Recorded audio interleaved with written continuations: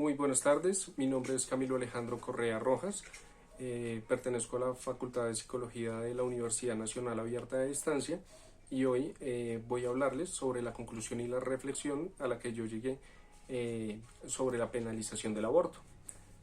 Antes que nada, es importante aclarar que el aborto no es un tema para tratar de extremos a extremos, no es una postura radical la que se debe tomar cuando se habla de este tema, ya que ninguna persona aborta por diversión.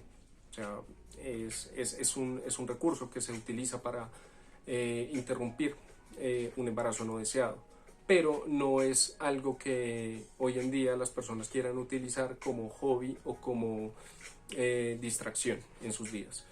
Lo otro de lo que tenemos que empezar a analizar son los principios éticos de generosidad y de firmeza. Basado en las charlas que ha dado Rita Segato, miembro del colectivo feminista en Argentina, y Diego Rusarín, filósofo y estudiante de psicología, se ha llegado a la conclusión de que la firmeza es lo que nos da a nosotros la capacidad y la fortaleza para valernos como individuos en la sociedad, valernos por nosotros mismos, hacernos cargo de nuestra alimentación, nuestro cuidado, todo lo que implica nuestra individualidad. Lo que también debemos tener en cuenta es la generosidad, la cual se puede explicar fácilmente con la teoría del avión, que es cuando nosotros estamos por viajar, nos dan un manual en el cual se nos explica que tenemos la máscara de oxígeno, en caso de emergencia debemos colocárnosla primero nosotros para así poder auxiliar a los demás, a los niños o a los ancianos. Ese es el principio de generosidad, cuando nosotros podemos hacernos cargo y ayudar a otra persona. Teniendo en cuenta estos dos principios, una persona, un individuo, tiene que cumplir con estos requisitos para poder desenvolverse en la sociedad. Pero también lo que tenemos que ver es en qué momento una persona se puede determinar persona. Se explicaba también cuántos granos de arena forman una duna, cuántos cúmulos de células hacen que se determine una persona. Entonces hay una discusión acerca de eso, porque a nivel científico se puede determinar que una persona se define cuando adquiere conciencia. Entonces la corteza cerebral se forma entre la semana 22 y la semana 30. Desarrolla actividad cerebral. Ahí ya podríamos determinar que hablamos de un individuo, que es una persona que no indivisible, no se puede partir a la mitad porque dejaría de existir. Entonces lo que tenemos que ver ahí en ese caso es en qué momentos y en qué etapas del embarazo sería adecuado interrumpir esa vida y bajo qué circunstancias. Lo que yo llegué a reflexionar viendo las posturas tanto pro vida como pro aborto es que en muchos casos no se tiene en cuenta el entorno social en el que la persona se desenvuelve. Entonces muchas veces se aplica el método kantiano para decir que la vida es un fin en sí mismo y que no puede ser interrumpida.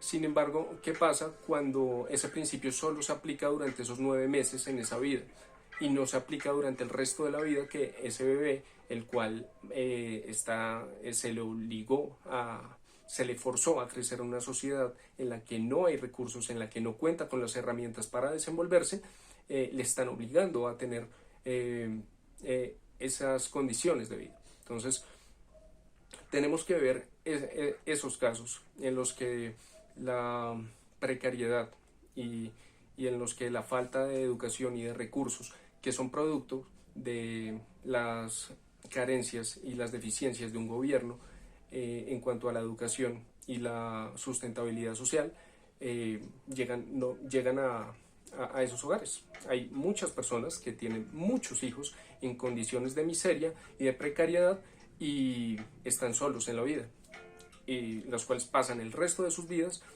luchando por sobrevivir, ni siquiera por tener una vida digna, y el gobierno no garantiza eso. Entonces pienso que para hablar del aborto es importante antes tener esa conversación.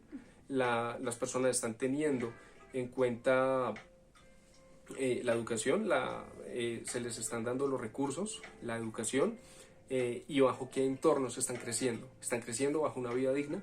Son cosas que tenemos que evaluar antes de entrar a un debate sobre el aborto.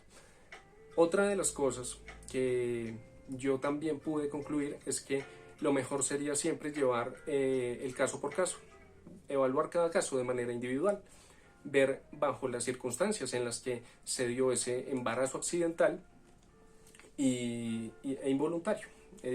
Básicamente, muchas de las ocasiones en las que se plantea un embarazo no deseado es por desconocimiento o también por fuerza, mujeres que fueron abusadas. Ahora, también otra cosa que tendríamos que ver es el principio de generosidad.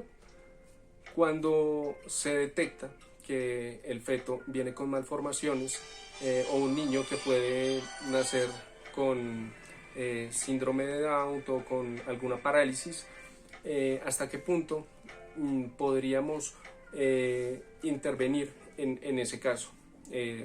Lo que yo puedo concluir es que es una decisión que debería tomarse entre la misma pareja que va a decidir sobre ese caso, porque tienes que ver el principio de generosidad, hasta qué punto puedes llevarlo, si vas a poder darle a esa vida que no va a poder valerse por sí misma todos los recursos para que pueda tener en medio de su condición una vida estable.